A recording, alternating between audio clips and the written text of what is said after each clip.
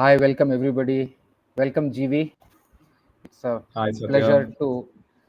pleasure to have you here on this wonderful occasion of TiEcon, and uh, it's always a joy to hear your thoughts. And you learn at the speed of light every season that I've interacted with you.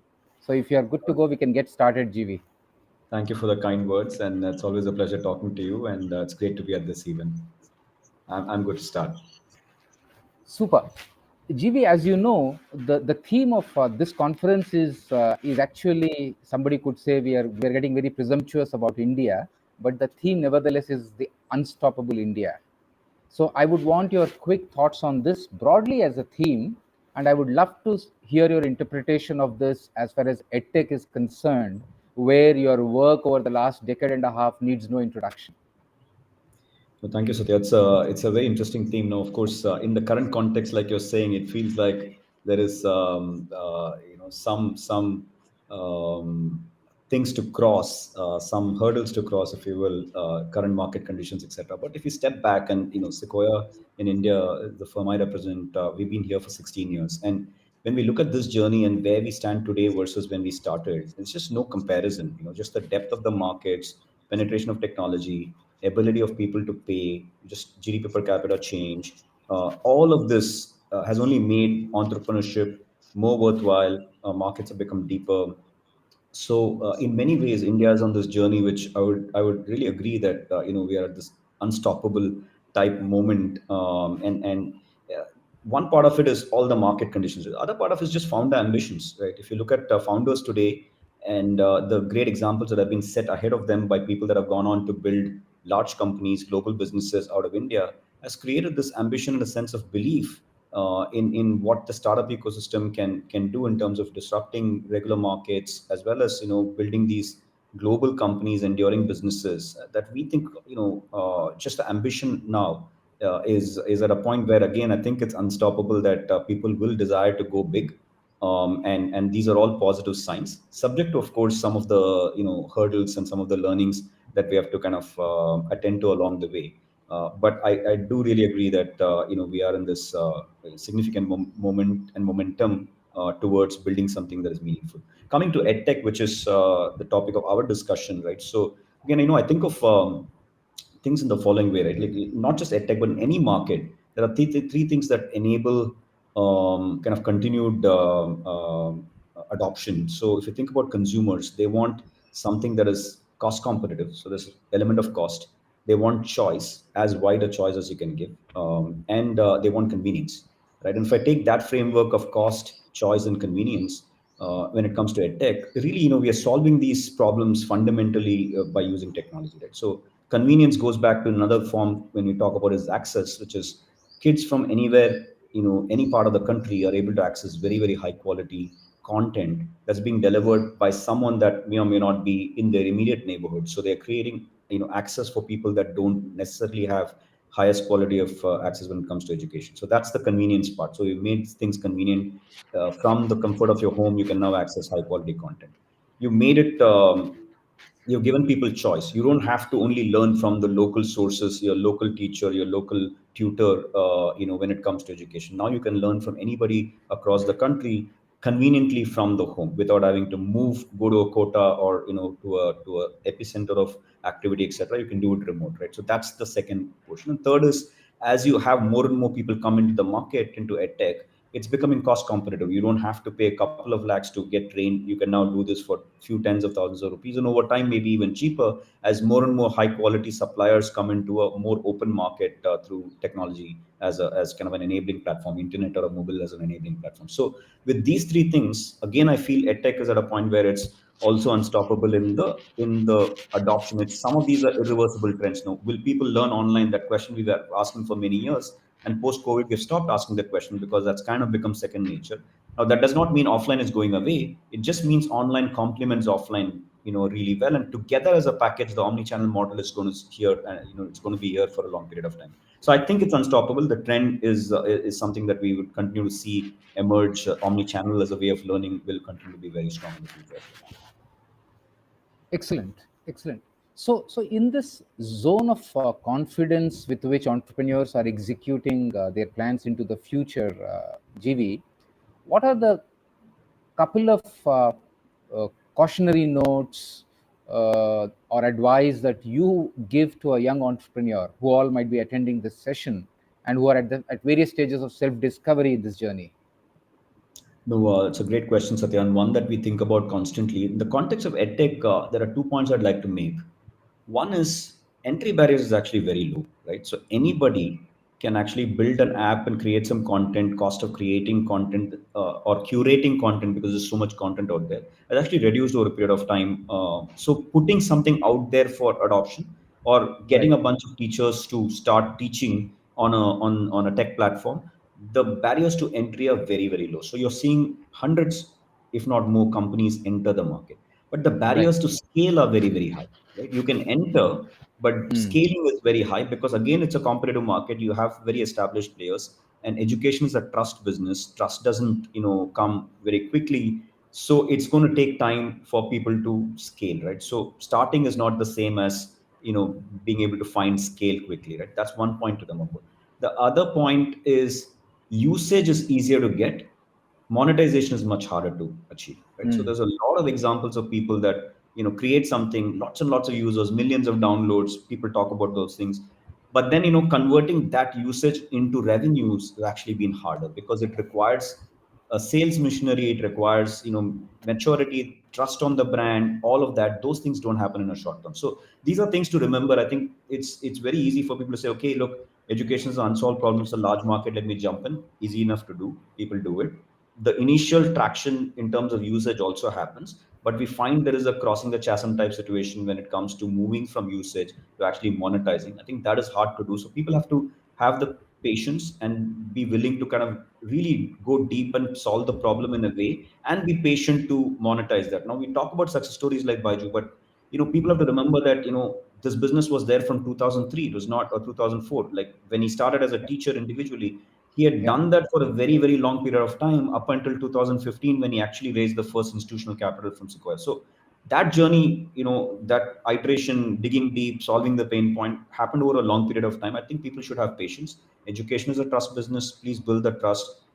Keep solving the consumer's pain point, and do it in a sustainable fashion. This is advice for everybody, including people that are scaled.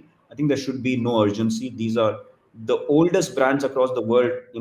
People like Harvard and others at Cambridge, education businesses have survived because they have focused on quality and continue to remain patient about how they scale. And so, it is willing, wanting to scale very quickly and so on and so forth. We should be careful not to dilute the quality of delivery, quality of service, and we have to keep the consumer in the center. Who's the person that's paying us, the parent or the child? So keeping their best interest at heart is very important if we have to have an enduring business in this category. The elephant in the room, GV, as you know, as far as edtech is concerned, and definitely among startups, is the viability, is the profitability. Is the company also learning to be EBITDA positive, and start to show paths to profitability to the investors and shareholders? How do you see that mindset changing, or how important is it when you look at these ventures? Yeah, so Satya, this is a great point. Again, I think when times are good, when the markets are hot and capital is freely available, right? So people are going to say, "Hey, I don't care for short-term profitability, and I'm going to just go acquire these large number of customers and students and make something work." But Right. to really build a profitable business, you have to get to a point where the brand and the trust that you've built allows you to get a lot more organic consumers coming and signing up for you, right? It takes, I come from IIM Ahmedabad.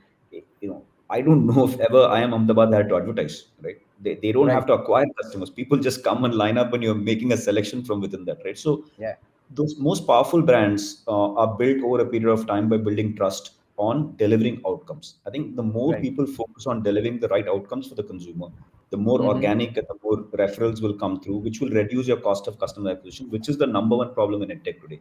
Right. It is just extremely expensive to acquire a customer, because there are so many people competing for the same set of students. And despite being a large market, people are ending up spending a lot of money, and this is kind of the core to the problem of profitability. So one is being more sustainable in terms of growth rates.